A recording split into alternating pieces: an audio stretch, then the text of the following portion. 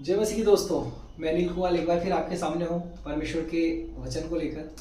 दोस्तों, आज हम सीखने जाएंगे उत्पत्ति के विषय में।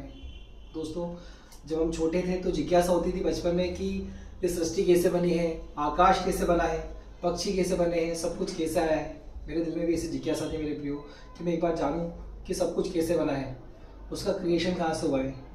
पर स्कूल की किताबों में ये सब कभी पढ़ने को नहीं मिला मेरे प्रियो। पर मैं धन्यवाद करता हूँ परमेश्वर का कि मेरे हाथ में ये बाइबल आई है, जिसमें मुझे पता पड़ा है कि उत्पत्ति कैसे हुई है, सब कुछ प्रकाशन कैसे हुआ है, हर एक चीज़ कैसे बनी है, परमेश्वर ने इन सब चीज़ों को कैसे रचा है मेरे प्रियो। तो अगर आपकी भी जिज्ञासा है कि आप भी जाने कि बाइबल में इसके विषय में क्या लिखा है और उत्पत्ति और ये सब चीज़ जो हम देखते हैं इन सब का उद्गम कहाँ से हुआ है, तो उसके विषय में हम पढ़ते हैं। उत्पत्ति उसका पहला अध्याय, बाइबल की पहली किताब, उसका पहला अध्याय, उसके पहले पद से मैं आगे तक पढ़ने जा रहा हूँ। तो यहाँ पर इस प्रकार से लिखा है, सृष्टि का वर्णन। आदि में परमेश्वर ने आकाश और पृथ्वी की सृष्टि की। पृथ्वी बेडौल और सुनसान पड़ी थी, गहरे जल के ऊपर अंधियारा था तथा परमेश्वर का आत्मा जल के ऊपर मंडलाता था। जब परमेश्वर ने कहा कि उजियारा हो, तो उजियारा हो गया। और परमेश्वर ने उजियारे को देखा कि अच्छा है। और परमेश्वर ने उजियारे को अंधियारे से अलग किया है। और परमेश्वर ने उजियारे को दिन और अंधियारे को रात कहा, शाम कहा। इस प्रकार पहला दिन हो गया। तो मेरे प्रियो, जैसा अभी मैंने पढ़ा कि स्टार्टिंग में, आदि मतलब शुरुआत में कुछ भी नहीं था, सिर्फ परमेश्वर का आत्मा था जो गहरे जल के ऊपर मंडराता था। तब परमेश्वर ने कहा कि उजियारा हो, तो उजियारा हो गया।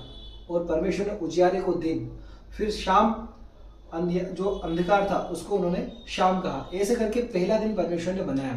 तो मेरे प्रियो, इस प्रकार से जब हम पढ़ते हैं तो 7 दिन तक परमेश्वर ने पूरी सृष्टि की रचना की। 7वां जो दिन था वो विश्राम दिन था, क्योंकि 7वां जो दिन था वो परमेश्वर ने सब चीजों को बनाने के बाद परमेश्वर ने विश्राम किया और सब चीजों को देखकर परमेश्वर ने कहा कि अब सब कुछ अच्छा है मेरे प्रियो। तो जैसा हमने इस पहले अध्याय के पहले पद में पढ़ा है, आगे हम पढ़ेंगे छठे पद में। तो यहाँ पर लिखा है, फिर परमेश्वर ने कहा कि जल के बीच एक ऐसा अंतर हो कि जल 2 भाग हो जाए।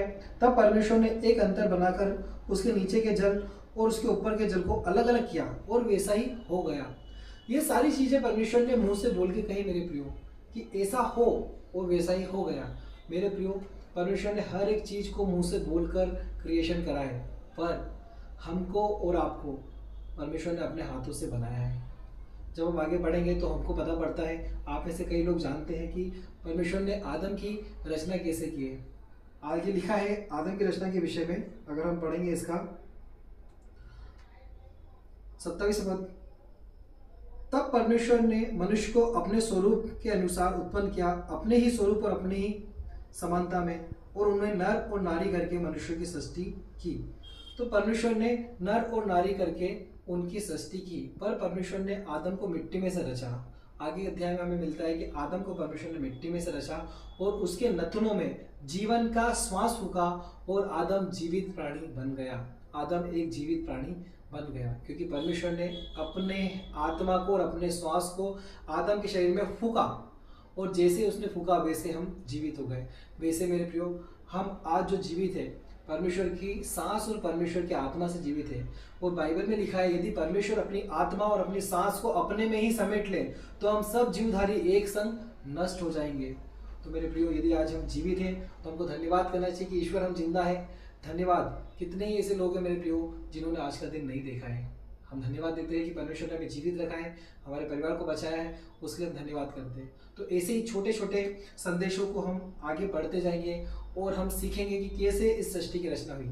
अभी हमने पहले दिन का देखा कि परमेश्वर ने मुंह से बोलकर आकाश और पृथ्वी को, आकाश और सुबह को और शाम को बनाया। तो सबको जय मसीह की मेरे प्रियो। आज जो आपने सीखा है इसे और भी आप शेयर करें और आगे हम इसका पूरा वर्णन करेंगे। आप सबको जय मसीह की।